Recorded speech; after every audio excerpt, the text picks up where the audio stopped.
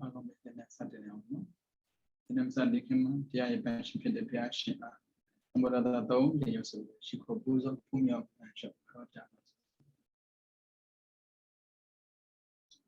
Namo Tanda Bhagavanta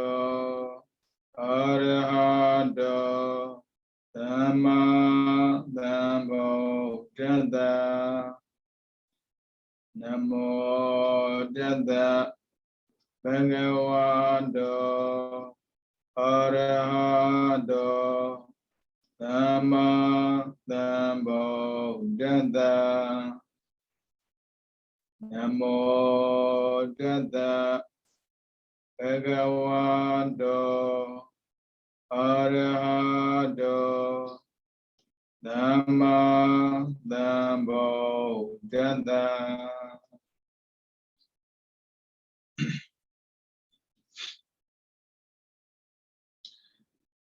Ini di dalam yang mereka ini di top nasi terkunik senalabai sedaya sendiri. Dari mempermasalahan soal seminar tahu ya kuasa ausong sahabat. Usno piagong diagong sanggagong sudah. Kemudian pada video ini ya aku sini diagong video ni apa no? Diaro ye soal entity itu. Dia berada diaro ye tak bisa nak berada sudah kan piaho thade diaro hobare. Tak bisa nak. Tata sura a daybe jin ziari ta bizna sura ga hobon honi a daybe di grammar form abono dra ri bisong naပြောတာ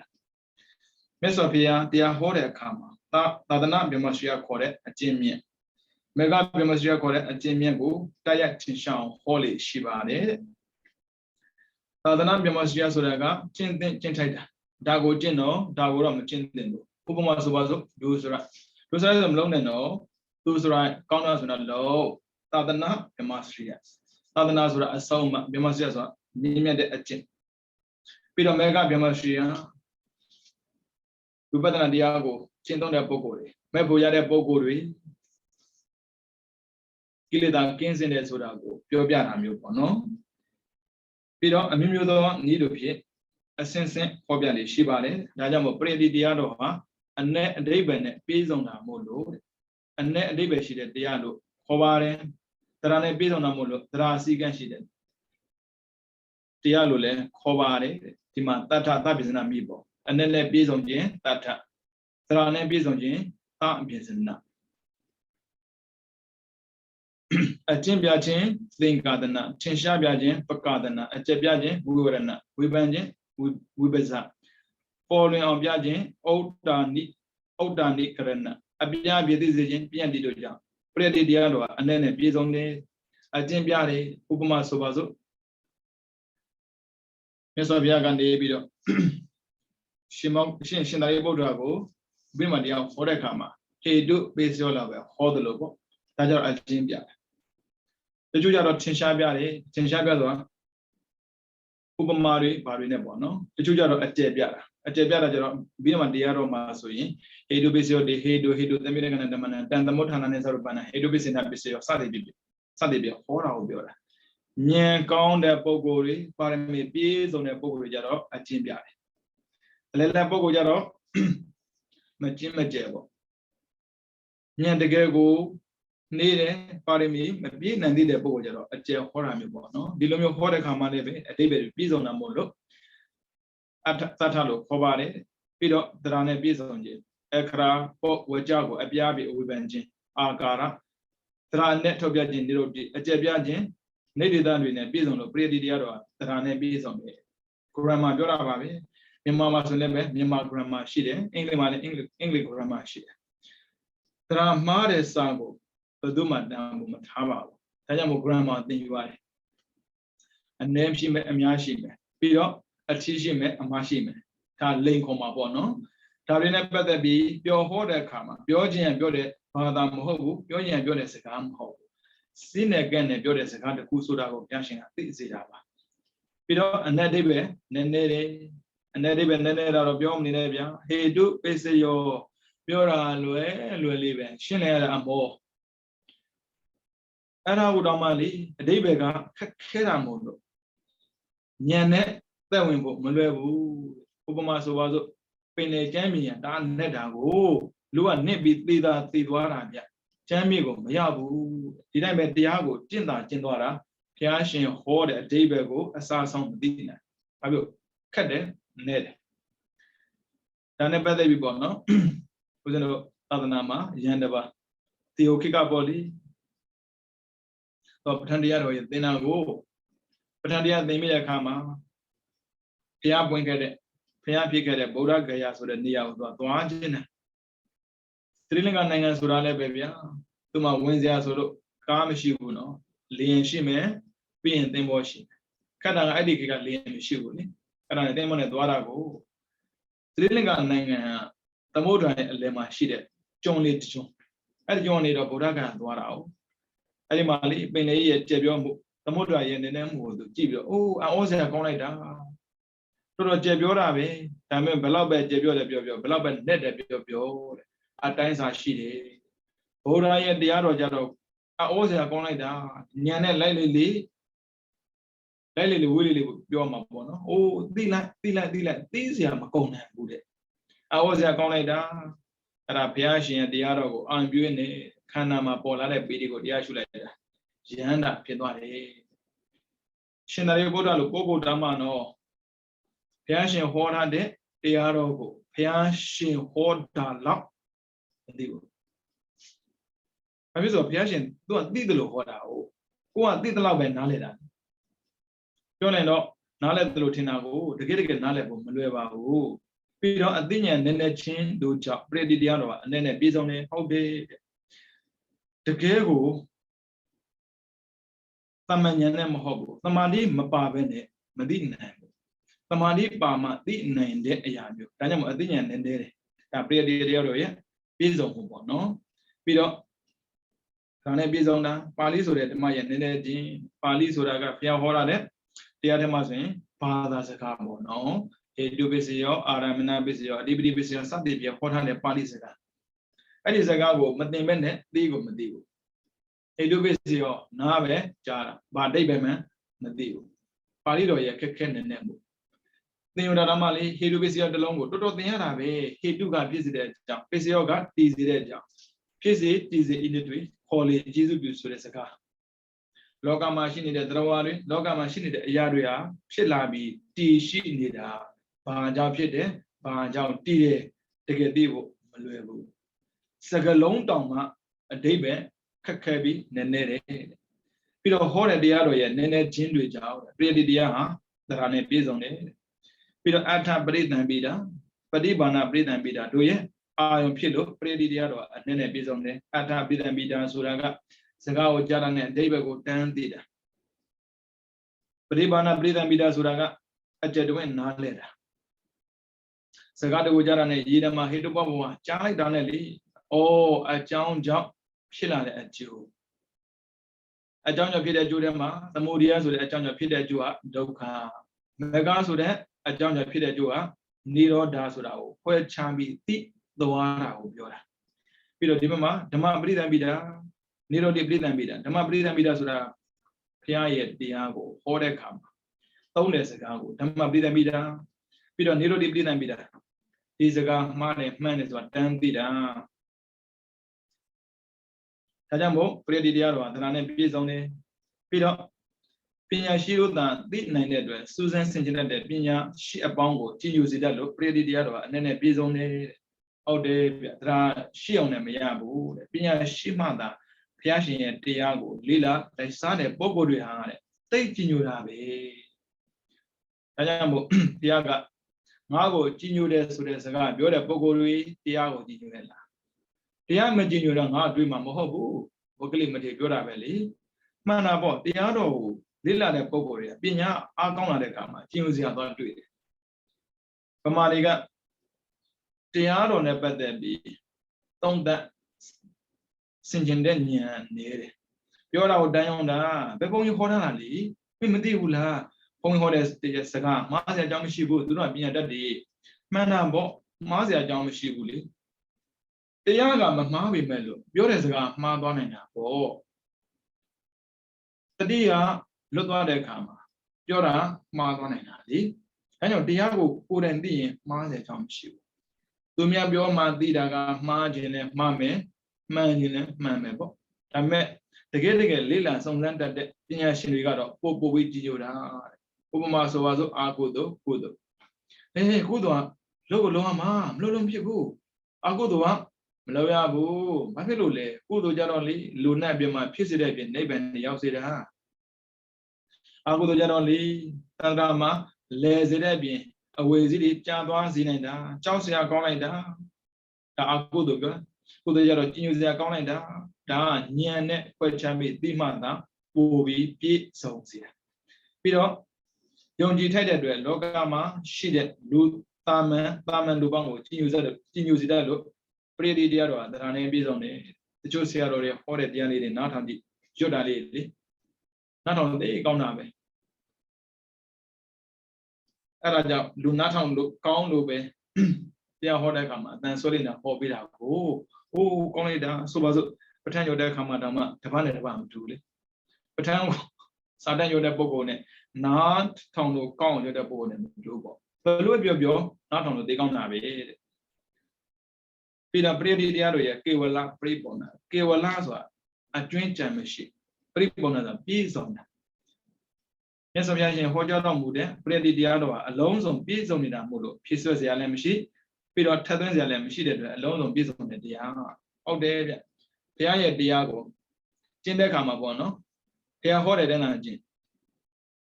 အခုလောကမှာပေါ့နော်အရိယဖြစ်သွားတဲ့ပုဂ္ဂိုလ်တွေသူတို့ကသူတို့ကျင့်လို့ဖြစ်တာမဟုတ်ဘူးဘုရားပြောတဲ့နဲ့ကျင့်လို့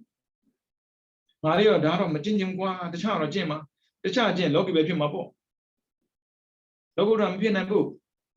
လောကီမှာတော့လူတိုင်းထွင်ထားတာကိုထွင်တဲ့ပစ္စည်းကိုသုံးတာလေလောကုတ္တရာမဟုတ်ဘူးဗျလမ်းဟောင်းပဲပြောင်းတယ်လည်းမလို့ဘူးဘလို့မှပြောင်းတယ်ငါတော့လေကိလေသာကင်းခြင်းနဲ့လောဘကင်းခြင်းနဲ့ဒေါသကင်းခြင်းနဲ့မောဟကင်းခြင်းနဲ့ဆိုပြီးတော့ကြံဖန်ပြီးကျင့်လို့တော့မရဘူးတဲ့ထဲစရာလည်းမလို့ဘူးရှော့စရာလည်းမလို့ဘူးဒီတိုင်းကျင့်ဘုရားကျင့်လို့ကျင့်ဒါဆိုရင်ဘုရားဆုံးခံပြီးကျင့်လို့လည်းအဲ့လိုလည်းမဟုတ်ဘူးလေနီလန်းကိုပြောတာဟုတ်ပြီနော်ပြီးတော့390ခွန်ပရိသေတရားတော်ရဲ့ပိသုဒ္ဓမိပုံပိသုဒ္ဓစင်ကြယ်တာပြောမြတ်စွာဘုရားရှင်ဟောကြားတော်မူတဲ့ပရိသေတရားတော်ကအလုံးစုံပြည့်ကင်းနေတာမို့လို့နှုတ်ပယ်စရာမရှိလို့ထောင်းဝင်ခြင်းစင်ကြယ်လို့ခေါ်တာပါနှုတ်စရာလည်းမရှိဘူးထဲစရာလည်းမရှိဘူးဘယ်တရားကိုကြည့်ကိုမကျင့်နိုင်တာပဲရှိတာဒါတော့ငါမကျင့်နိုင်ဘူးမှန်တာပေါ့ကိုမကျင့်နိုင်တာလေဘာဖြစ်လို့ကောင်းလွန်းတယ်ဥပမာဆိုပါစို့ဗျာနိက္ခမပါရမီဆိုတာမျိုးနိက္ခမဆိုတာစွန့်ရတာဘယ်လိုစွန့်ရမလဲဆိုရင်မိသားစုပါစွန့်ရမှာဘာဖြစ်လို့စွန့်ဖို့လိုအပ်တာလဲနားလည်းမေးစရာပဲလေစီးပွားရေးကြီးပွားရေးလူမှုရေးရေပေါင်းများစွာကိုလုပ်နေတဲ့ပုဂ္ဂိုလ်တယောက်ဟာဘုရားရဲ့တရားတော်ကိုအပြည့်စုံကျင့်ဖို့မလွယ်ဘူးတဲ့အားလုံးကိုစွန့်မှကျင့်နိုင်တာလေဘာဖြစ်လို့အပြစ်ကင်းစင်တယ်အဲဒါကြောင့်ဘုရားလက်ထက်ကဆိုရင်လေတထေးတွေဘုရင်ရဲ့သားတော်တွေဘုရင်တွေအရှင်မင်းသားတွေအရာရာကိုစွန့်ပြီးတော့လောဘဒေါသမောဟကိုကင်းအောင်ကြိုးစားတာတော့ဦးဇင်းတို့ကတော့မဟုတ်ဘူးအခုမှလေကိလေသာကင်းခြင်းတယ်လို့ပဲရှိတာတကယ်မြင့်မြတ်တဲ့ဘဝနေတော့ဆင်းတလာတာမဟုတ်ဘူးဆင်းရဲသားနေတော့တာမန်တဲ့ဝင်လာတာပဲရှိတာပြီးတော့တာမန်ဝင်နေတာပြောတာဘာမှလည်းသိတာမဟုတ်ဘူးဝင်တော့ဘာမှမသိဘူးအသက်10နှစ်မှာဝတ်တာဘလို့သွားသိမှာလေဒါပေမဲ့ဘုရားလက်ထက်ကလို့အိုးစရာကောင်းတယ်ဗျဘုရားရဲ့တရားတော်အပြည့်ကင်းစင်တဲ့အတွက်ကျင့်စရာသိကောင်းတာဒါပေမဲ့ကျင့်မဲ့ဆိုရင်ဘာဖြစ်လဲအကုန်လုံးစွန့်တာမစွန့်ရင်မလွယ်ဘူးတဲ့ပစ္စည်းကိုသာစွန့်ရတာတရားကိုစွန့်စရာမရှိဘူးဒီလိုမျိုးမြတ်စွာဘုရားရှင်ဟောကြားတော်မူတဲ့ပရိသေတရားတော်ဟာတတ္ထအနက်ဒိဗ္ဗေနဲ့ပြည့်စုံတယ်သာပိစနာတရားနဲ့ပြည့်စုံတယ်ပြီးတော့ကေဝလပရိပုံနာဖြည့်ဆွဲစရာထပ်သွင်းပွဲမရှိအလုံးစုံအကျွင့်မဲ့ပြည့်စုံတယ်ပရိသုဒ္ဓနှုတ်ပယ်စရာမရှိထံဝန်းခြင်းစင်ကြယ်တန်ရှင်းတော်မူလို့သွက်ခါတလို့ခေါ်ပါတယ်သွက်ခါတဒိဗ္ဗေတစ်ခုကိုအပြည့်စုံပြောပြတာဦးဇင်းတို့ ဆိုနေတာလေသူကတော့ဘဂဝရတမတတိတိကောအခါလေးကောတိတ်လွယ်တာပဲဆိုတာလွယ်တာအဓိပ္ပာယ်ကိုသိဖို့မလွယ်ဘူးဘာဖြစ်လို့သွက်ခါတာသူ့အခါတာကောင်းကောင်းဟောတာလို့ပြောရတာလေတဲ့မှန်ပါတယ်အဓိပ္ပာယ်လည်းပြည့်စုံပါတယ်ဒါလည်းပဲမှန်ကန်ပါတယ်ထည့်စရာလည်းမရှိဖြုတ်စရာလည်းမရှိပြီးတော့တန်ရှင်းစင်ကြယ်တဲ့သဘောရှိလို့သွက်ခါတာဟောတာပါတဲ့တနည်းသွက်ခါတာမြည်ဖို့တနည်းအားဖြင့်မြတ်စွာဘုရားရှင်ဟောကြားတော်မူတဲ့ပရိဒီတရားတော်ဟာအနေနဲ့ပဲဖောက်ပြန်မှားယွင်းခြင်းမရှိလို့သွက်ခါတာလို့ခေါ်ပါတယ်သို့မဟုတ်ကောင်းစွာဟောကြားတော်မူလို့သွက်ခါတာဘုရားဟောတဲ့တရားနှစ်မျိုးရှိတယ်တစ်မျိုးပဲရှိတယ်ဒါဆိုရင်ဒါပဲပြောင်းလဲစရာအကြောင်းမရှိဘူးလူစကားကြတယ်အဲ့လိုမဟုတ်ဘူးအပို့အယော့ရှိတယ်ပြောလိုက်တဲ့စကားကိုလျှော့လို့ရတယ်ပို့လို့ရတယ်ဥပမာဆိုပါစို့လူတွေပြောနေတာပေါ့ဟာတွင်ဒီအကြီးပဲမင်းအဲ့လောက်ကြီးတာငါမတွေ့ဘူးနည်းနည်းလျှော့ထပ်လျှော့လို့ရတယ်ဒါပေမဲ့တွင်ဒီဖြစ်နေအောင်တော့လျှော့လို့မရတော့ဘူးဟာလျှော့လို့မရတော့ဘူးဘာဖြစ်လို့စူးစူးမှဆိုလို့တိုးလို့လည်းရတယ်လျှော့လို့လည်းရတယ်ဘုရားရဲ့တရားတော်မှာမကျင့်ကျင်တာနေ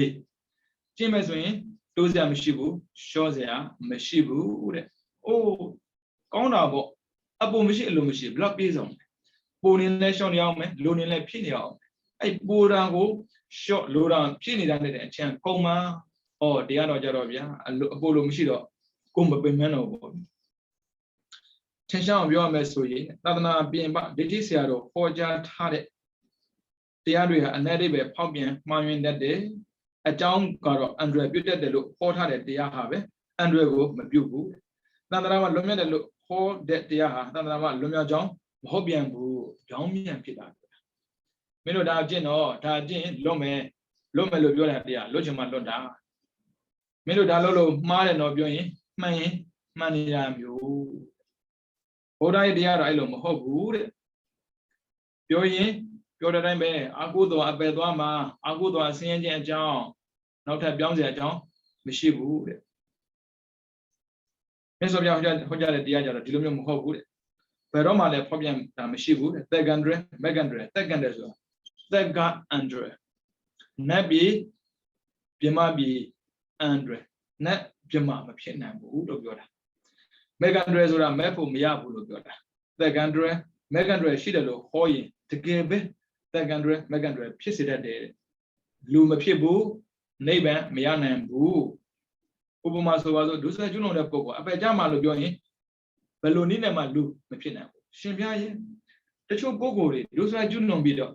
လူဖြစ်တာမရှိဘူးလားမေးစရာပဲလေရှိလိုက်ရှိနေတာကိုဥပမာဆိုပါစို့အရေးသမားတွေသေပြီးလူပြန်ဖြစ်တာရှိတယ်အရေးသမားသေပြီးလူပြန်ဖြစ်တာကြတော့အရက်ကဒုစရိုက်မဟုတ်ဘူးလားမေးမှာပေါ့ဒုစရိုက်မပါဘူးဗျာဒုစရိုက်ဆယ်ပါးမှာအရင်မပါဘူးအောစရာပဲဒါဆိုရင်ငါးပါးသီလမှာကြတော့ဘာကြောင့်ပါတာလဲလူကောင်းတယောက်အနေနဲ့ရှောင်ကြမ်းမဲ့ထက်မှာပါတယ်ဟုတ်တဲ့အရက်ဒီများသောအားဖြင့်အပိုအလိုပောက်ပြီးဆိုရင်ဒုစရိုက်ကိုကျွလွန်ခြင်းအကြောင်းဖြစ်တယ်တဲ့ဒါဆိုအရက်တော့မှလားဆိုမဟုတ်ဘူးအရက်မတော့တဲ့ပုဂ္ဂိုလ်လည်းဒုစရိုက်လုံးနေမတွေ့ဘူးလားရှိတာပဲအရင်နည်းနည်းတောက်ပြီးတော့အဲ့တဲ့ပုဂ္ဂိုလ်အပယ်မကြဘူးမြောက်တို့ချင်းမှာနည်းနည်းတောက်ပြီးအဲ့တဲ့ပုဂ္ဂိုလ်ဒုစရိုက်မကျွလွန်အပယ်မကြဘူးဒါမှပျော်နေနေပြန်ယူတော့ယူတယ်ဘာဖြစ်လို့ဆိုတော့ရှိနေတဲ့ကာလသိနိုင်တဲ့ကာလမှာတောင်မှစိတ်ကိုမူးအောင်လုပ်ထားတဲ့ပုဂ္ဂိုလ်မို့လို့အကျိုးပြန်ပေးရင်တော့ယူတာပေါ့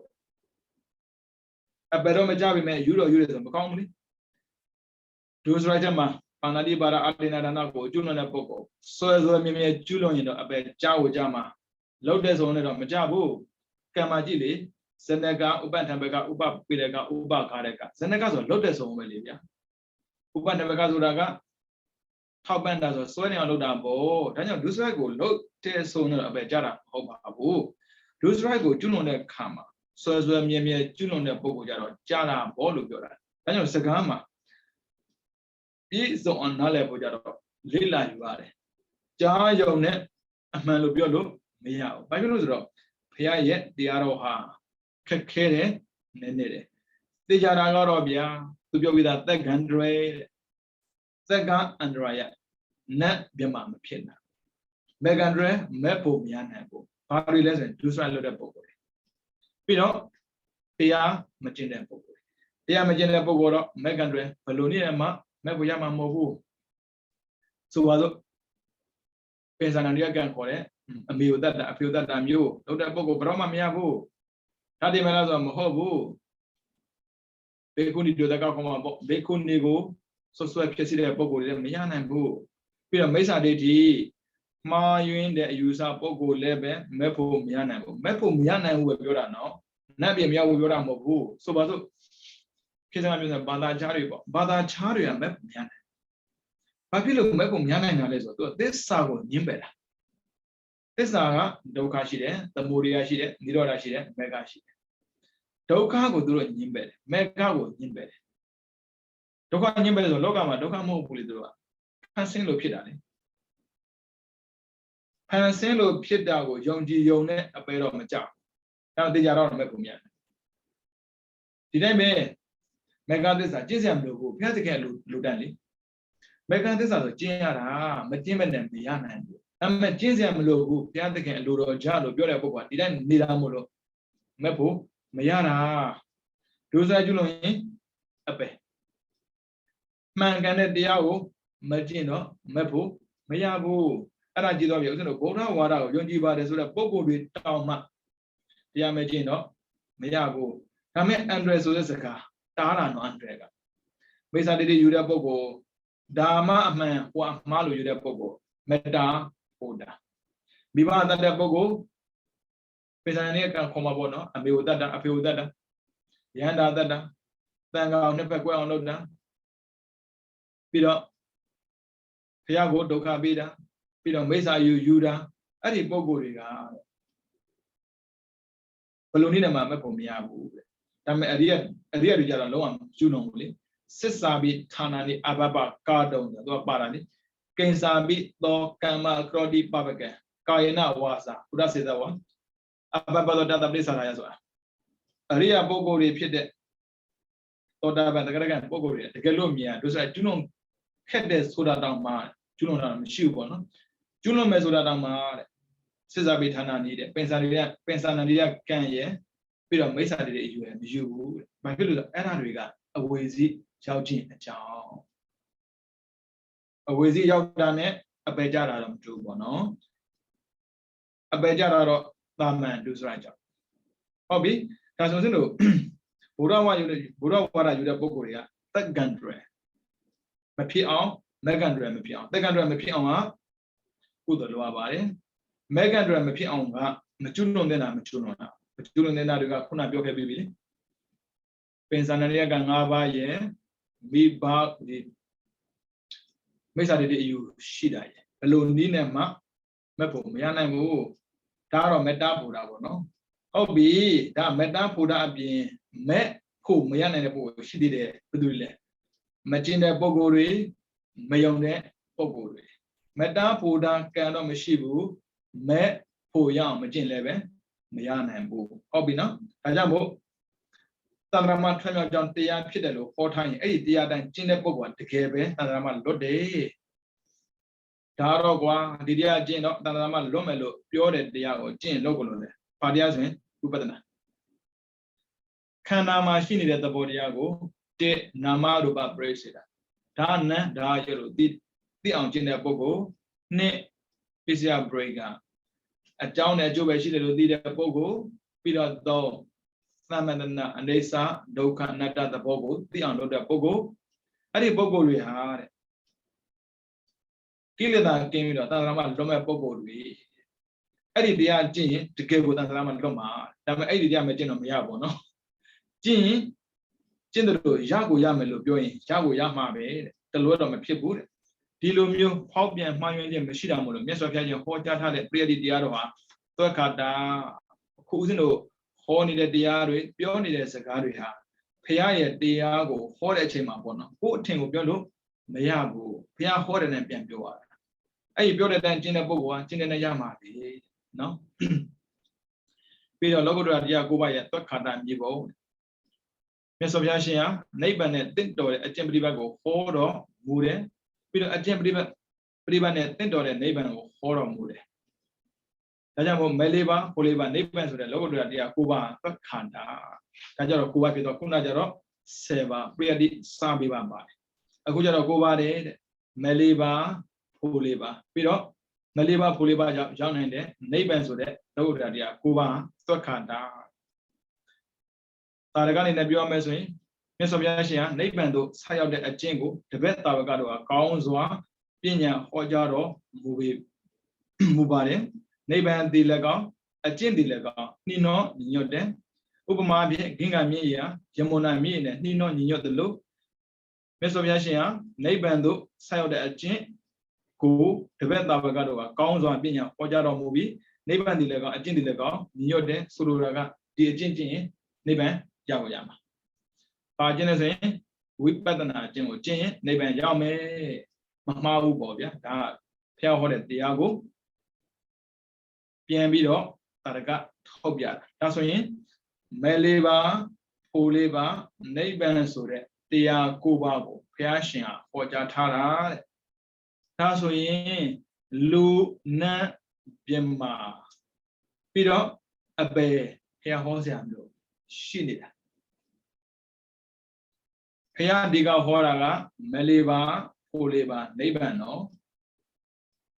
ဘုရားမဟောဘဲနဲ့ရှိနေတာကအပေလူနတ်ပြမဒါကြောင့်မို့ဘုရားဟောတာကိုကျင့်မကျင့်ဘုရားယုံလူတွေကရှိနေမှာပဲနတ်တွေကရှိနေမှာပဲ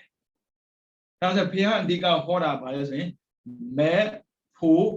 နိဗ္ဗာန်ရောက်အဓိကဟောတာ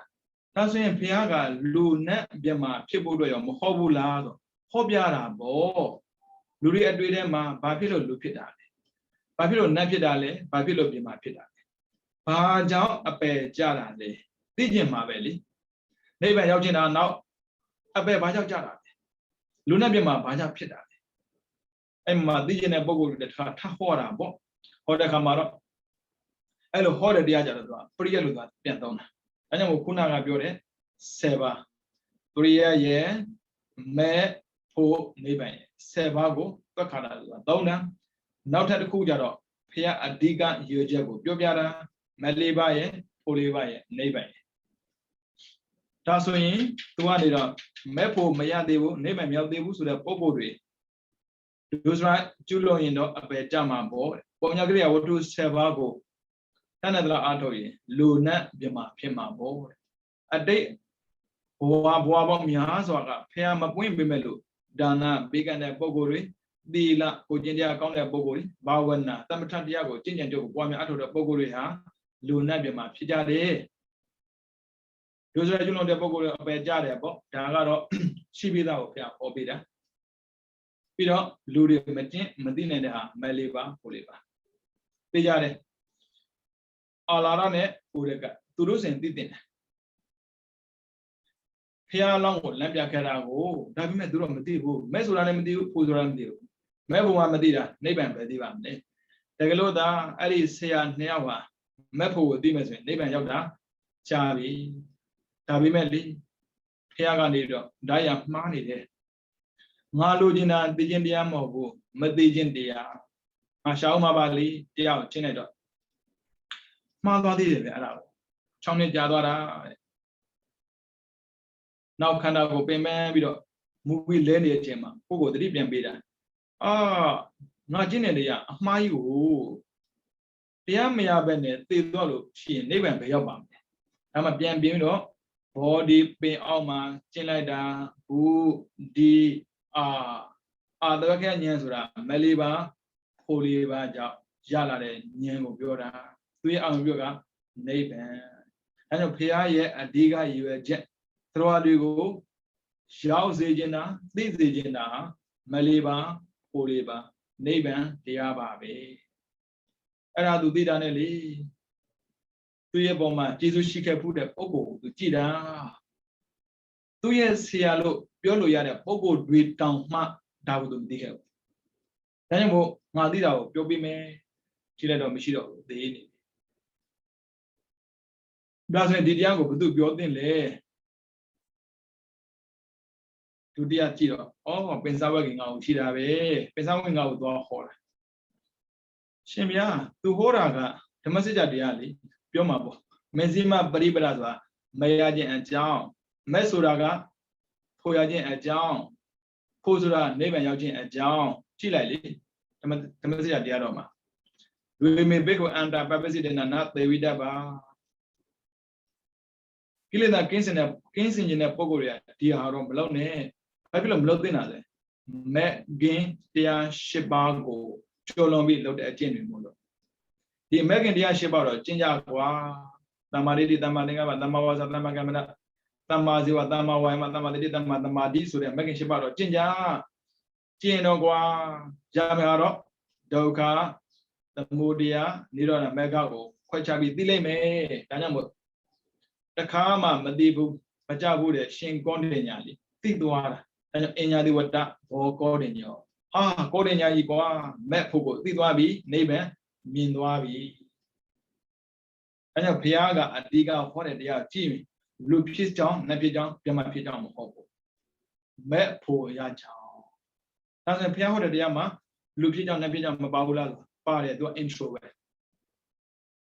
ကောင်းတာလို့ရင်တော့လူနဲ့ပြမဖြစ်မယ်ဒါမဲ့ဒါနဲ့မလုံလောက်ဘူးနော်ပင်စုပါဒနေခန္ဓာဒုက္ခခန္ဓာရတဲ့ပုဂ္ဂိုလ်တွေဟာဒုက္ခပဲဒုက္ခလောခြင်းအကြောင်းကိုကျင့်ဖို့ကမေဃနော်အဲ့ဒါကြောင့်ဘုရားရဲ့တရားကိုပြန်ကြည့်တဲ့အခါမှာရည်ရွယ်ချက်ကတော့မဲ့ဖို့ရစေလို့တဲ့ရည်ရွယ်ချက်ဒါကြောင့်နိဗ္ဗာန်မဟုတ်ဘဲနဲ့လူနဲ့ပြမဖြစ်ခြင်းရောဟာဘုရားရဲ့အလိုတိုင်းတရားကိုကျင့်ရမရောက်ပါဘူးနိဗ္ဗာန်ကိုမျက်မှောက်ပြုရပါလို့ဆိုတဲ့ရည်ရွယ်ချက်နဲ့ဒါနသီလဘာဝနာပွားများမှတ်သားဘုရားရှင်ရဲ့အလိုတိုင်းကျင့်ရရောက်ပါတယ်ပြီးတော့အရိယာမဲ့၄ပါးရဲ့သွက်ခန္ဓာမျိုးဘာဖြစ်လို့မဲ့၄ပါးဘုရားရှင်ဟောတဲ့တရားတွေမှာအကောင်းဆုံးဖြစ်နေတာလေပေါ့အရိယာမဲ့၄ပါးဟာသတ္တရဒိဋ္ဌိနဲ့ဩစေတဒိဋ္ဌိဒိဋ္ဌိဆိုတာမှားတယ်ယူသတ္တရဆိုတာမြဲတယ်ဩစေတကပြတ်တယ်ဆိုပါစို့သတ္တရဒိဋ္ဌိဘလောက်ပဲကျင့်ကွာလို့ဆရာလမ်းမရှိပါဘူးတနည်းပြောရင်လုံးဝမသိနိုင်တော့ဘူးဒီဘဝသိပြီးရင်နောက်ထပ်သိစရာအကြောင်းမရှိတော့ဘူးဘုရားသခင်နဲ့တူတူနေရမယ်ဘုံတွေမှာစံနေရမယ်ဆိုတဲ့အယူအဆပြီးတော့ဥစ္စေတဒိဋ္ဌိနောက်ဘဝဆိုတာမရှိဘူးဒီဘဝပဲရှိတာသိပြီးရင်ဘယ်ဘဝမှမရှိဘူးအဲ့လိုယူဆတဲ့အယူအဆကိုသတ္တရဒိဋ္ဌိနဲ့ဥစ္စေတဒိဋ္ဌိလို့ခေါ်တယ်ပြီးတော့ကာမသုခန္လိကနုယောဂနဲ့အတ္တကိလမထာနုယောဂကာမတုခန္တိကနိယောဂဆိုတာကရူပံတတ္တကန္နာရတ္တဖောဋ္ဌပယောဆိုတဲ့အာယုံ၅ပါးကိုအလွန်အကျူးလိုက်စားတာအတ္တကိလမထာနိယောဂဆိုတာကတရားကိုကျင့်တာတော့ဟုတ်ပါပြီအဆုံးရောက်တဲ့တရားကိုကျင့်တာဗုဒ္ဓဝါဒမှာတော့ရှိမှမထင်ပါဘူးဗျာဗုဒ္ဓဘာသာကိုယူပါတယ်လို့ယူဆတဲ့ပုဂ္ဂိုလ်တွေကဒီအတ္တကိလမထာကိုကျင့်မှာမဟုတ်ဘူးဘုရားလည်းထေကကျင့်တာကိုခဏထားလိုက်အောင်ဦးဇင်းတို့အိန္ဒိယနိုင်ငံမှာနေတော့မှာတွေ့ရတယ်လေသူတို့လေပင်ပန်းလုံးတာတာကြီးအေးတဲ့အချိန်မှာအခုလိုချိန်ကာလပေါ်လေရေစင်းစိမ့်တာဘာဖြစ်လို့ရေစိမ့်တာလဲလို့မေးတဲ့ခါမှာဆိုသူတို့ပြောတယ်လူဆိုတော့အားနေကာမခေါ်မှာပေါ့အဲ့ဒီစိတ်ကပေါ်နေတာတဲ့အဲ့ဒီပေါ်လာတဲ့စိတ်ကိုငုတ်သွားအောင်ကျင့်တာတဲ့သူတို့ရဲ့အတွေ့အထဲမှာပေါ့နော်လောဘဖြစ်လာတဲ့ရာဂဖြစ်လာတဲ့စိတ်တစ်ခုပဲအခုတို့ထင်ပုံရတယ်ဒီစိတ်နေတယ်မခံနိုင်ရင်ဒေါသမဟုတ်ဘူးလားအဲ့ဒါကြောင့်သူတို့ကဒေါသတော့မထင်ပြီးတော့မှားတာကိုကျင့်တာကြတော့မောဟလို့မထင်ဘူးဒါကြောင့်ပုံဒီကားဆိုတဲ့အမျိုးသမီးလေးချောတဲ့တရားလို့ပေါ့အဖိုးရေထဲမှာဘာဆင်းလောက်တာလဲအဖိုးလဲကျမတို့လိုရေလာခတ်တာလားဟဲ့ကောင်းမလေးမင်းအားလိုက်လားငါလိုပုဂ္ဂိုလ်မင်းမသိဘူးလားမသိပါဘူးရှင်ကျမထင်တာတော့ကျမတို့လိုပဲရေလာခတ်တယ်ထင်တာမဟုတ်ဘူးကွလူဆိုတာအပြစ်တွေကျူးလွန်ထားတာရှိတယ်အဲ့ဒီကျူးလွန်ထားတဲ့အပြစ်တွေကင်းပြဖို့အတွက်ရေလာစိမ့်တာအဖိုးရဲ့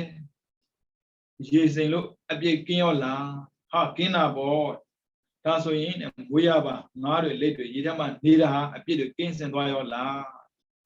အဖိုးပြောသလိုရေစိမ့်လို့သာအကုသို့မျောရေးဆိုရင်ကုသို့လည်းဒီနဲ့တို့မျောသွားမှာပေါ့ဒါပေမဲ့အဲ့လိုသူတို့မသိဘူးသွားကြည့်လိုက်အဝမောဘူးအစလကတကရုံခေါ်တာပေါ့အဝမောဘူး ဒီလောက်ချမ်းတုံအေးနေကြတဲ့မှာသူကတော့ဗာသူတို့ရေးချက်ကဗာဆိုတော့ကာမရာဂကိုမတွေ့ဘူးအိမ်နောက်ပြူတာတွေတမွေတာတွေဇေဝရှားတွေလုံးဝမတွေ့ဘူးသူကကာမဒုက္ခတွေကနုယောဂကိုသူကပယ်နိုင်မဲ့လုံတော့ပြီထင်တာကိုအဲ့လိုမျိုးကျင့်တဲ့ပုံကိုယ်တွေဒီအဖို့နှစ်ပါးအစွန်းနှစ်ပါးဆိုမကတ်ရောက်ပြီတဲ့လောကီအာယုံကာမဂုဏ်ပဲခံစားရမျိုးမလုပ်နဲ့ကျင့်ပါပြီတဲ့တလွဲကျင့်တာမျိုးလည်းမလုပ်နဲ့နော်အဲ့ဒါကြောင့်ဗီယူစကြပါလူတွေကလေဒါနသီလရှိနေရင်လုံလောက်ပြီထင်တာ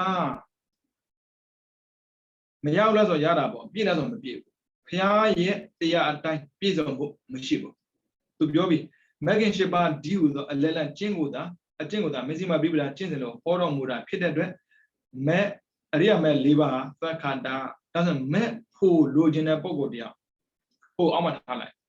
မဲ့လိုချင်တဲ့ပုံကိုတရားဒါနနဲ့မလုံလောက်ဘူးသီလနဲ့မလုံလောက်ဘူးဘာဝနာပါဖို့ပါမယ်မဂ္ဂင်၈ပါးကြည့်လိုက်တိတမ္မာဒိဋ္ဌိတမ္မာဒိဋ္ဌိဆိုတာအမှန်ကိုအမှန်နဲ့သိတာနော်ဘာကိုအမှန်အမှန်နဲ့သိတာလဲဆိုတော့ခန္ဓာကိုခန္ဓာလို့သိတာဒါရုပ်ဒါနံလို့သိတာဒါအကြောင်းဒါအကျိုးလို့သိတာဒါအနိစ္စဒါဒုက္ခဒါအနတ္တလို့သိတာဒါကိုတမ္မာဒိဋ္ဌိလို့ဟောတယ်တမ္မာသင်္ကပ္ပကြတော့ဗျာသူရဲ့သိနေတဲ့ထဲမှာတွေ့တယ်အော်ဒုက္ခပဲတ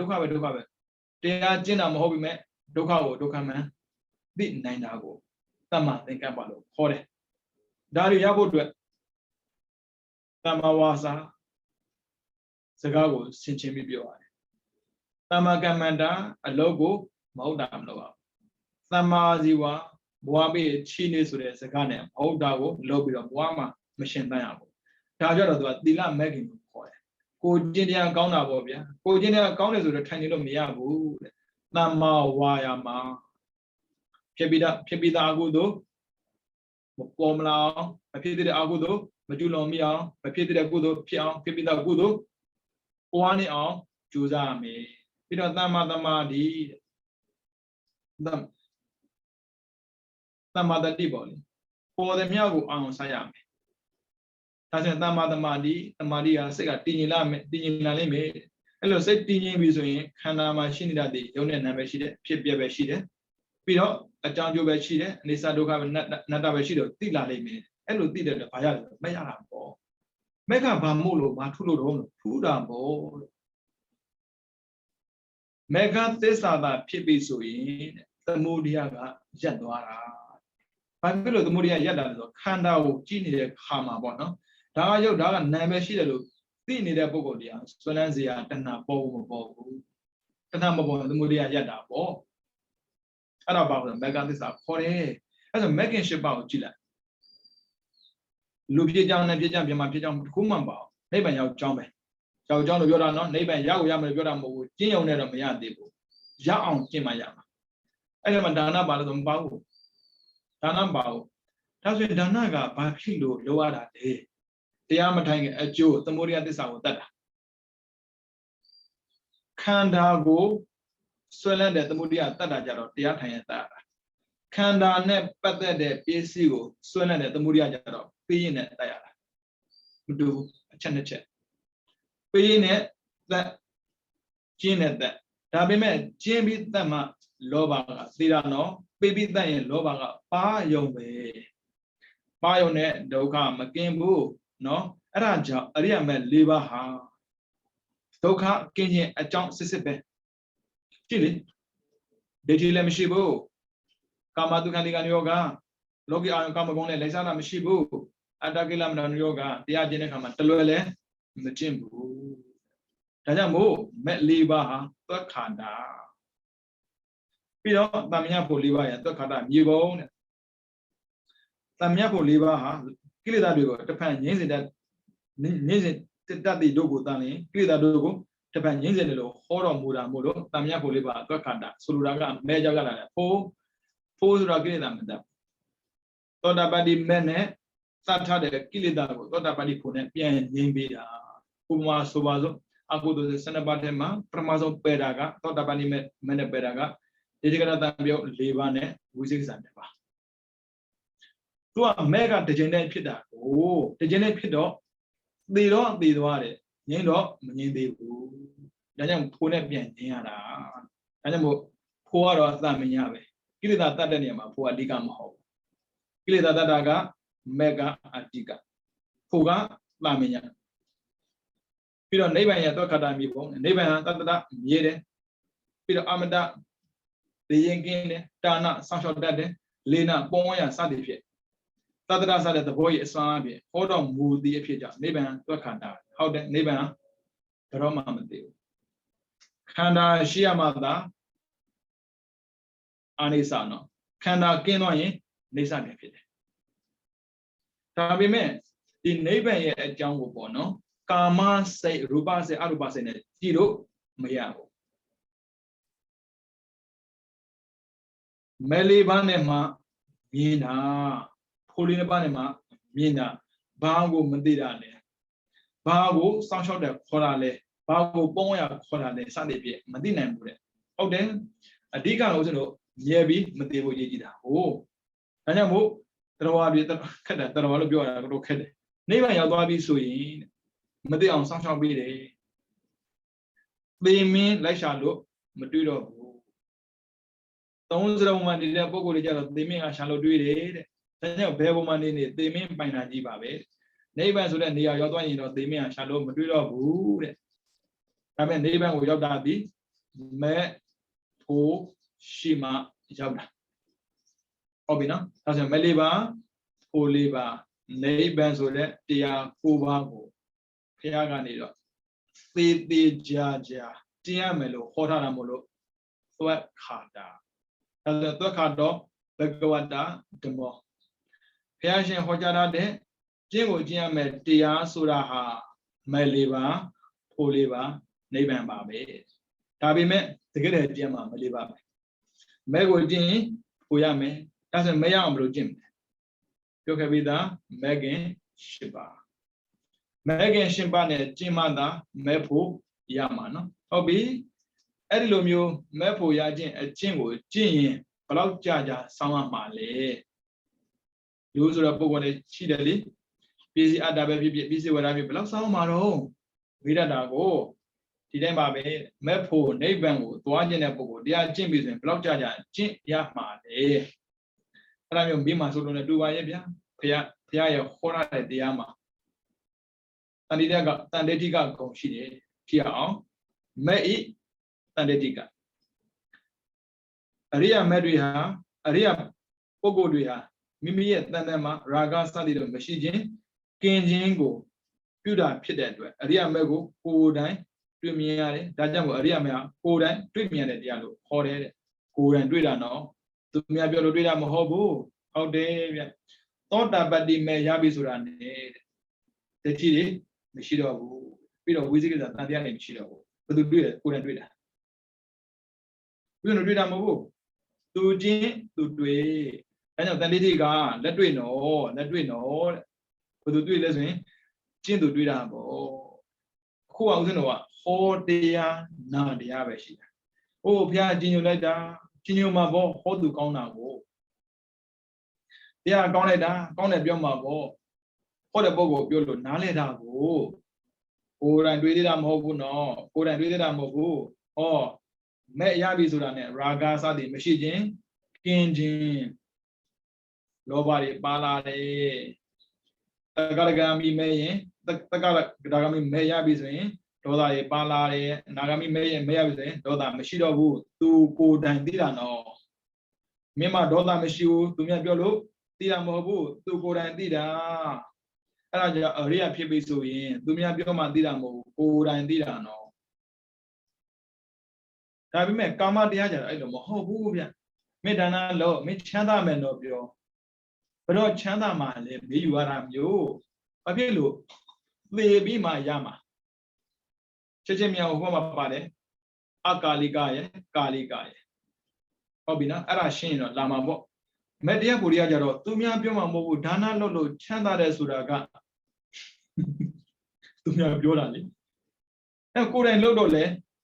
ပစ္စည်းကိုပေးလိုက်တယ်ပစ္စည်းသာကုန်သွားတယ်ဘာမှမရလိုက်ဘူး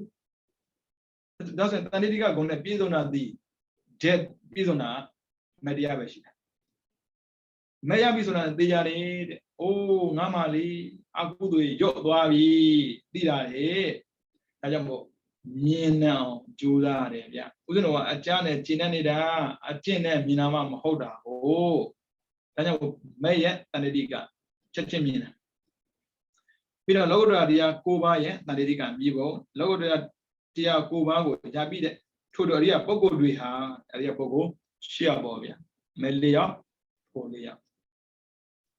Turubandogo, John Jiva, the man de people, Pesombi, Sumia Biolo, Jonah Mahobo. Uzino tumia biora ko jong ra no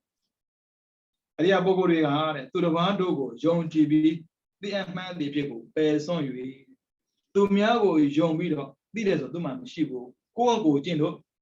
ti twa da pe saw khanda kho sin chin nyan ne ko dan twit mi atta bo de da jang mo logo twa riya ko ba ko dan twit mi ya de tiya lo kho ra boကိုယ်တိုင်တွေ့ရမယ့်တရားလောကတရားကိုယ်ပါလေရှိတာနော်ဒါနမပါဘူးသီလမပါဘူးသမထမပါဘူးဒါဆိုရှင်ပြရေဒါနမလုပ်သီလမလုပ်တော့ပါဘူးအေးမဲ့ဖို့ကြီးကျင့်နေတော့ဟုတ်တာပေါ့မဲ့ဖို့မကျင့်တော့မရဘူးလောကလောကမှာပဲဘာဖြစ်လို့ဘဝဆိုတာရှိရင်ခံစားဖို့လိုသေးတာလေမဲ့တရားဖို့တရားကိုကျင့်ရင်တော့နောက်ထပ်ခံစားစရာမလိုတော့ဟုတ်ပြီနော်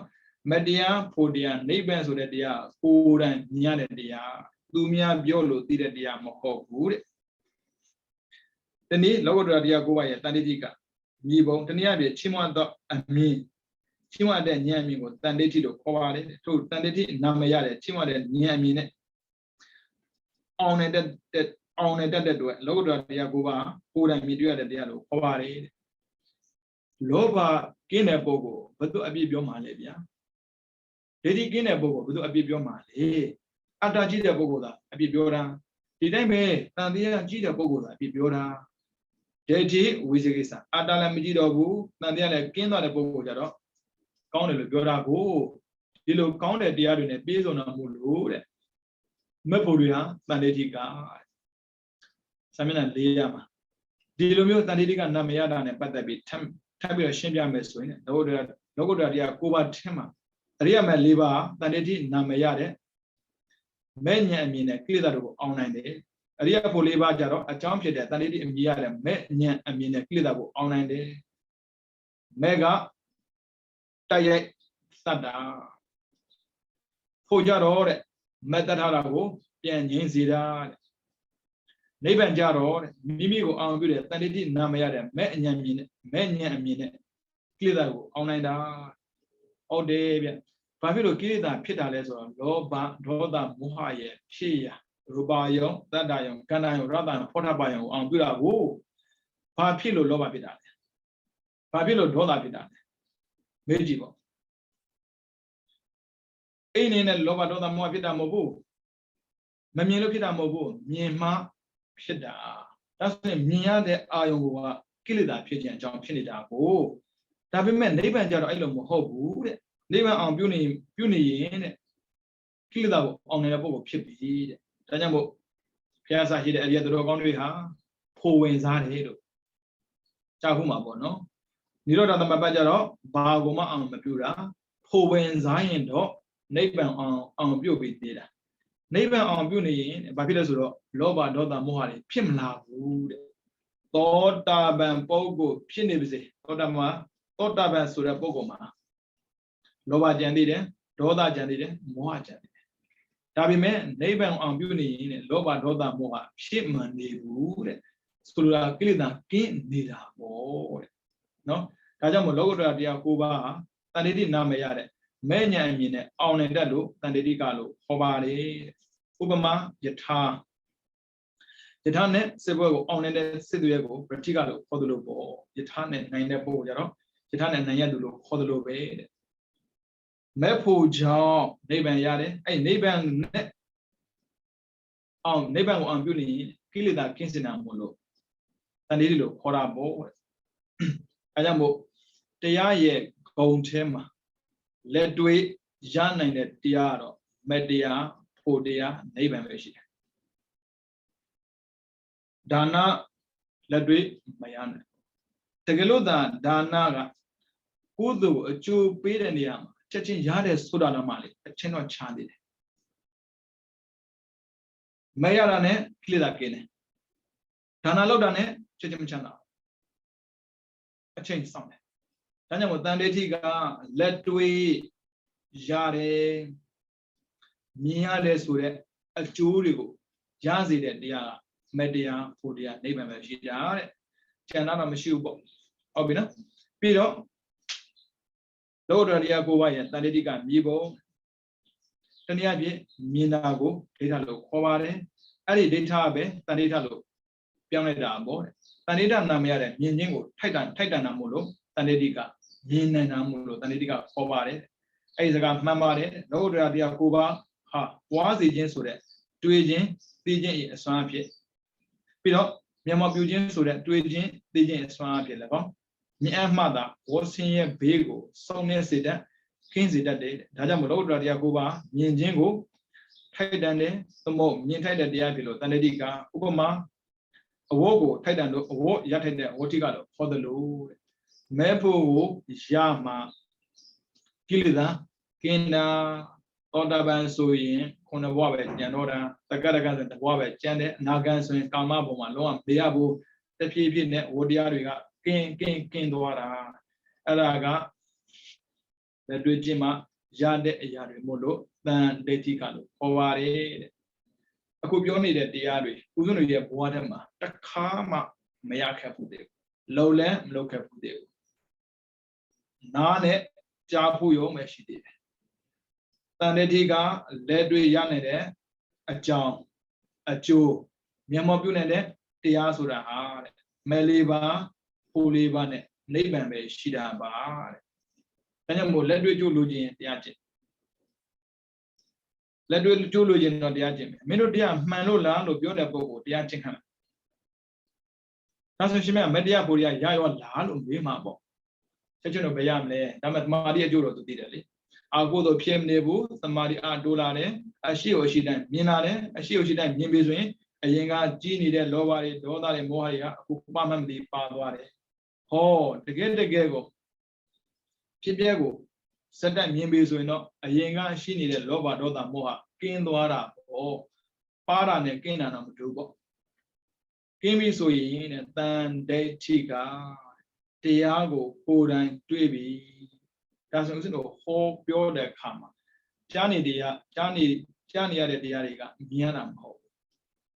Podane, Diaram Hogu, who are Yoya, Dia Yoane, Ajambo, Udia, Udiji, Udan, Chinji. Ajambo Duria, Luxembourg. Alega Luginali. Tiaga, Alega Mia Babokimia. Uriane Sayabare, Tadine Kayabare, Piane Diniabare. Uria Sada di Gabiro, Piana di Mata, Tiago, Kuran, di Nayanaba. Panako Piamles, Yisare Surabogo. Maisani, Nalabi Megua, Mesa Nadome, Sauda Duda, Wara. Sadadu Moabu, Sai, Kuran Tao. Tidemabe, Tiago, Kuran Chin. Tina de Tika Mialim Mini Batuleti of Lade Akalika Mimi Udo Ariame, a Jobe Jingo, you a Jobea Kala, Charging Mishidoja, Ariame Akala, a Chemichawobia, a Chemisambo, a Kua Job Tambida. Tidemabe Mediaha, Churching a Jobe Nansashilo, Akala, a Chemisambo. Obina, a Agalabe, Palizan, Akaliga.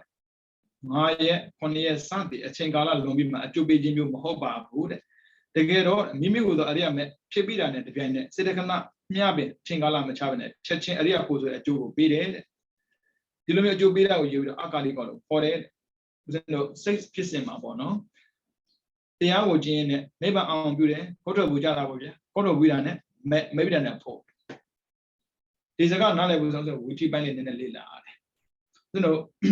may I remember the hour when Gasalana, when go visit that, Nora with that. Taga Sapius in Bono, bit of Brigan, Ubesa, and Lulo, Kotra. Bregan Opesa Anulon Tononga Kama on Beauty. Tamaduri Segano Magudo Nyanabio Liva, Tomoho, Magria Nyanabio, Liva de Gana, Papa. Pima Godrabu Zura neighbor arm. Godrabu being made. Tileda Dabi, maybe than a poor, Dampida. Say, Takana Chara, she would set I bed at Akalika, Gome. Daja was Say bang will lila put on a number, we tea, say a piece in Lila Matida. To me, a jobby and my and Konya Chabima, a jobby and Hobwood. Bloody near less in. Say little alone on my traveling, set I jobby as one she down Mulu, Akalika. That's when Akalika gonna be on the Diary. The Yare, Logi Mo, Logotra. I know Chechen Logi in the Aje. Loki. Tini Akalika Mibono. Logi Kudo Dia, Mimi, E. a Jobi a Chingala, Aslan Willamulo, Kalika Dialu, Ovare, Tajamu Kalikaya, Logi Kudo, Sakanaba, you, I saw one about the Biaman, J. Magudo, Shiba, Lubisime, Napisime. Ne Rubagudo, Mava. Taga. Ruba Biama Piscine. So, Arubagudo, Liva. She ma li. Para Sokonaba. And it's Sokonabaga, Umaso Baludo, Kamagudo. Dana Lonime, hey, Dana Loda Chema, Peter Sega, another Dagonia, other Caribbean, Blue Pipi, having met Chechen Juma baby ma, a Jubima. Did I may? Lupin at the out, China, Subazu, Premazayama, Duria Zayama, Daria Zayama, Sroda Zayama, Tomo Pesmazayama, Chaites Zanguya Lua Lue, Pimama Pidi, Pajama Pima, baby ma, Pima, a chain Jara Wu, Daniel, Mimi at Jubia, a chain gala, a long way. Was it a money on Zanapo, Bonida, Kuana Miara, Janapo Shida, Daman Zayahi. Aruba Kudo Livia, Aruba Kudos and Aruba, we will to be my ball, and Chacham Bina, Pachama, Levima, Pima, board. Who's on a Bumanangama? Beniana Boy, Miai, we will say Robert G. Toss it down, Mali. Oh, down nine, ma. Yanis, me was on a bee. Never demale, dear holiday. Down nine male, me was on it. A canago guarada. Rajaro Aruba Zayarama Lua the Mama Moda, Luli, Tabime, a Jubida Chila, Baby ma be manor, and Jubia Kala a change now with Amulo, Kalika, Kora, Tajamo, Dana, Bila, Damata, one Leone, Chechen Jubi, a Juyam, Matine, Dana Logia Pankana, Dana Logia second. Araube. Luria account and Madame Maugualo, Tinada Boom, Hoba, Hoba. A Jubia, a Chingala, Charamuro, Jadema, a Pidia, Jonah as a pavilion, you know, Animal, Kaligaya, Logi Gudo, second about you. Who had done along the avenue? A Jubila. With you. Probably Male, Pijam Habima. Doesn't be all that, a Lutano Bima. Lutano, Pime, Lovino, Mabu. But don't be as well, a chain Kala Tamajamishido, Kaliga, a chain of sound. I never done nothing love. Lonely on it, a 2 million. Doesn't she mean a deal of Bapilo, Dana, the loud, lonely Ahmad, a Korea Jordan Legend, Loba, King on, Dotha King, Jordan Legend, Abo. Alamadian and Nakama, Loba, yes, Soya, I am Shiro Bolivia. PC be dying, go a busy Mamishira, Paua Ampuma. Didn't be the la Ludain Boma, Mida, she get a Bogo, dear. The Antanegama, where Bogo Bobo, don't appear a Jama, Mishidona, Jutin Litina, no? Pio, Logodra Budo Diajaro, Mimi a chamema, Chechin a Jupit Dadamulo, Kaligam Hoba, Wood, Tajamo Akaliga, a Temachama Jupita board. Tajam Magudo, Leva, Kudo, and Nessan and Bashi. Kama Kudua, Shiba, Ruba Gudua, 5 အရူပကုသိုလ် 4 ပါးလောကုတ္တရာကုသိုလ် 4 ပါးပေါင်းကုသိုလ်အကျိုးပေးတဲ့တရား22 ပါးရှိတယ်ကာမကုသိုလ်ကအကျိုးပေးရင်ကြာကြီးနေမှာပေးတာမို့လို့ကာလိကရူပကုသိုလ်အရူပကုသိုလ်အကြာကြီးနေမှာအကျိုးပေးလို့သူကကာလိကမဲလေးပါးမှအချိန်မချပဲအကျိုးပေးတာမို့လို့အာကာလိကဒါဆိုရင်ဖရာဟောတဲ့တရားထဲမှာတရားကုံတော်6 ပါးရှိတယ်သန္တိတိကောအာကာလိကောအော်ချက်ချင်းအကျိုးပေးတယ်ဆိုတာမဲ့တရားကိုပြောတာကိုလို့သိပေါ့ဒီကတော့မဟုတ်ဘူးတရားမှန်တယ်များဖရာဟောတဲ့တရားမှန်တယ်များချက်ချင်းကျိုးပေးတယ်ထင်တာကိုမဟုတ်ပါဘူးဗျာချက်ချင်းအကျိုးပေးနိုင်တဲ့တရားလည်းရှိတယ်ချိန်ကြာမှအကျိုးပေးတဲ့တရားလည်းရှိတယ်ဒါပေမဲ့ချိန်ကြာမှအကျိုးပေးတဲ့တရားဘုရားဘာလို့ဟောတော့မှာလဲသူပေးခြင်းမှာပေးမဲ့ကိစ္စကိုချက်ချင်းကျိုးပေးတဲ့တရားဟောရင်ကျန်တာပြည့်စုံသွားတာကိုဗျဒါကြောင့်ဘုရားကအဓိကမလေးပါဘူးရွေဟောတာတဲ့နော်မေးဖို့လေဗျ1994 1999 2003ချက်ချင်းအကျိုးပေးနိုင်တဲ့တရားကမက်၄ ပါအချိန်ကြာမှအကျိုးပေးတတ်တာက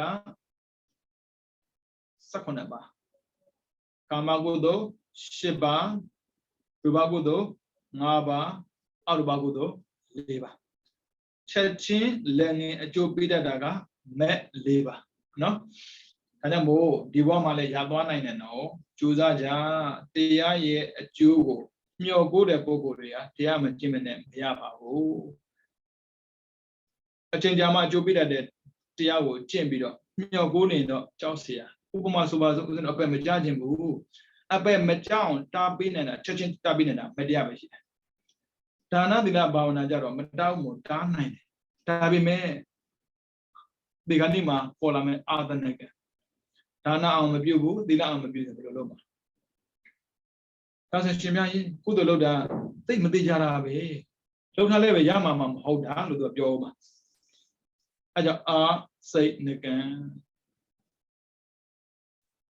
အကျိုးပေးအားနေတဲ့တရားကိုကြတော့အထက်ထက်လောက်ရတယ်ဘာဖြစ်လို့ထက်ထက်လောက်ခဲ့တာဆိုသူကအားနဲ့တော့အားကောင်းသူကအားသွင်းရတာကိုအဲကြောင့်ဒါနလည်းပဲလုပ်ပြီးရင်မမေ့နဲ့ဒါနကိုထက်ထက်လုပ်ပြီးရင်ပြန်တွေးသံဃာနုတ္တိသီလလည်းဒီတိုင်းပဲသီလကိုအမြဲတမ်းစောင့်တည်ရင်ပြန်တွေးသီလနုတ္တိဒီတိုင်းနေခဏမဟုတ်ဘာဖြစ်လို့မနေခဏအားနဲ့လို့ခဏပြန်တွေးရတာပေါ့ဝိသကာကြီးလေအသက်9 နှစ်မှာသောတာပန်ဖြစ်တယ်အဲ့သောတာပန်တွေနောက်ထပ်လောက်เสียမလိုတော့ဘူးလေလောဘကင်းအောင်လောက်เสียမလိုတော့ဘူးသူ့မှာရှင်းနေရောတခါလို့ရင်ပြီးသွားပြီဘာဖြစ်လို့မတရားကလုပ်ပြီးရင်အာကာလိကအချက်ချင်းကြိုးပြီးတာမို့လို့နောက်ထပ်ကြိုးပြီးစရာအကြောင်းမရှိတော့ဘူးလေပြတ်သွားပြီတော့ဒါပေမဲ့လောကီကုသိုလ်ကြတော့အဲ့လိုမဟုတ်ဘူးတဲ့အကျိုးကပေးလောက်အောင်အထက်ထက်လောက်ရတယ်ဒါကြောင့်မို့ကံဆိုတဲ့တရားထဲမှာပေါ့မက်ဖို့အပါကံကပြန်ပေးတာကိုဘယ်ချိန်မှလဲဆိုရင်အချိန်ကြာမှပေးတယ်မက်ကြတော့မဟုတ်ဘူးပြန်မပေးဘူးဆိုလိုတာချက်ချင်းပေးတာစောင့်မနေဘူးနော်အဲ့ဒါကြောင့်ချက်ချင်းပေးတဲ့မက်ကိုရအောင်လဲကြိုးစားကြဖြည်းဖြည်းချင်းပေးတဲ့ကံကိုလည်းတတ်နိုင်သလားလုပ်ကြရှင်ပြရင်မတရားဖို့တရားရမကောင်းတာဩကောင်းဆုံးပါဗျာဒါပေမဲ့မရရင်ဘယ်လိုလုပ်မလဲလူဆိုတဲ့ပုဂ္ဂိုလ်လည်းပဲကောင်းတာတော့ညှို့နေတာပေါ့နော်ကောင်းတာညှို့နေပေမဲ့လည်းဒါကချက်ချင်းရဖို့မလွယ်ဘူးဆိုရင်တခြားနဲ့ကာပါလေးလောက်ထားတယ်ဖျက်လက်ထဲကရ2 ပါသူတို့ကတငယ်ချင်းဖြစ်ခဲ့တာကိုဖျက်ကပြန်ပြောမှသူတို့ကတငယ်ချင်းလည်းဖြစ်တယ်ပြီးတော့အယူဆလည်း2 ယောက်မတူကြဘူးတယောက်ကဒါနာသီလလောက်ကိုလောက်ရမယ်ပြီးရင်ဘာဝနာလည်းလောက်ကိုလောက်ရမယ်ဒါကြောင့်ဒါနလုံးဝကင်းလို့မရဘူးသီလအကြောင်းပြုတော့တရားကျင့်ရမယ်ဒါနအကြောင်းပြုတော့လူတွေကိုတတ်တဲ့လောက်အဆင်ပြေအောင်လုပ်ပြရမယ်တယောက်ကြလည်းလို့မဟုတ်ဘူးလိုပါဘူးကွာဒါနဆိုတာကလုံးနဲ့လုံးရှုပ်သေးတယ်အကျိုးပေးရင်ကြောက်မှ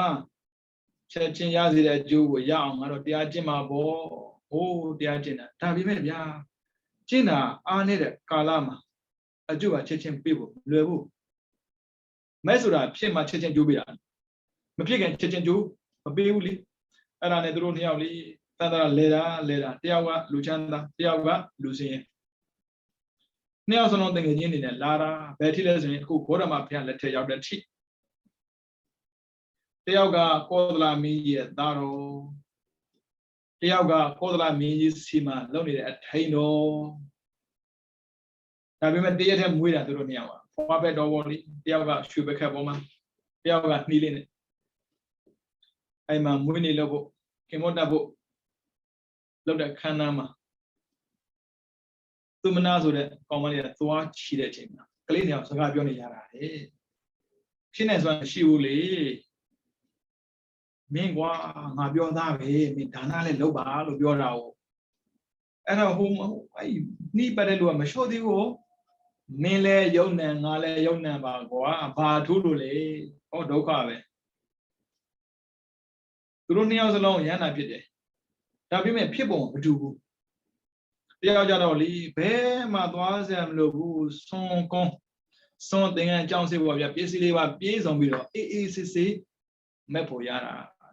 Diajara Mobo, Nizam Shibu.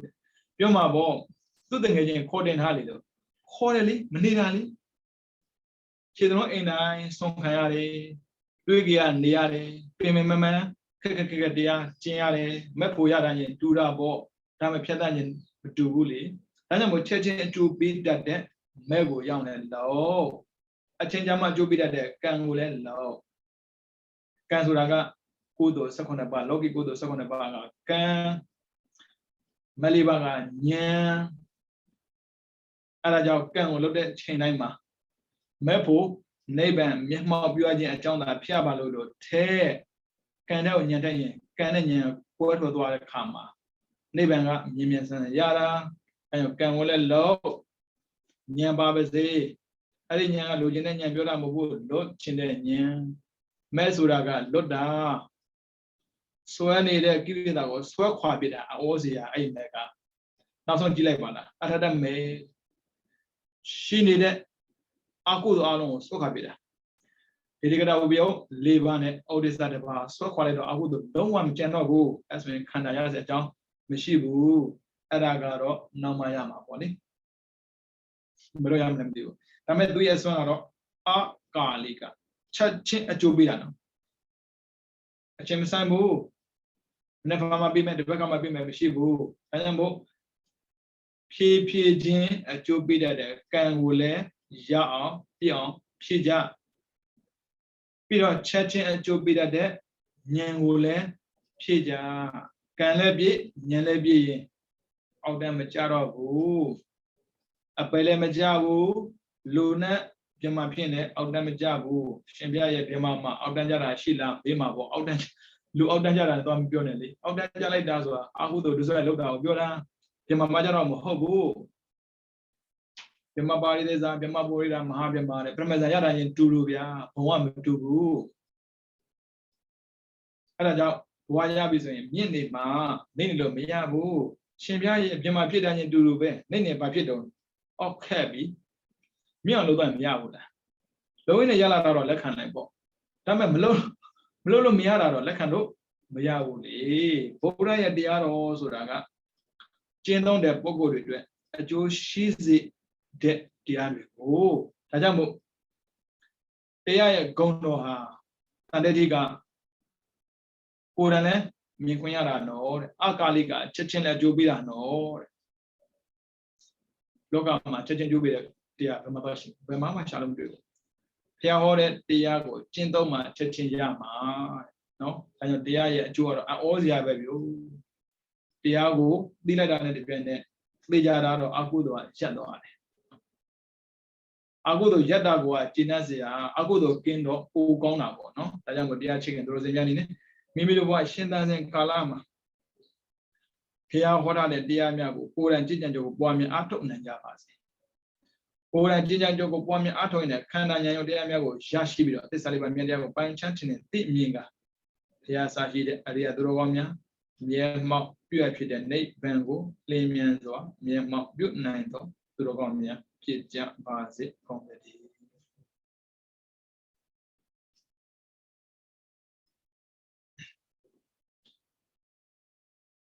So Sadhanam Siddham Taitatu Buddha Sadhanam Siddham Taitatu Buddha Sadhanam Siddham Taitatu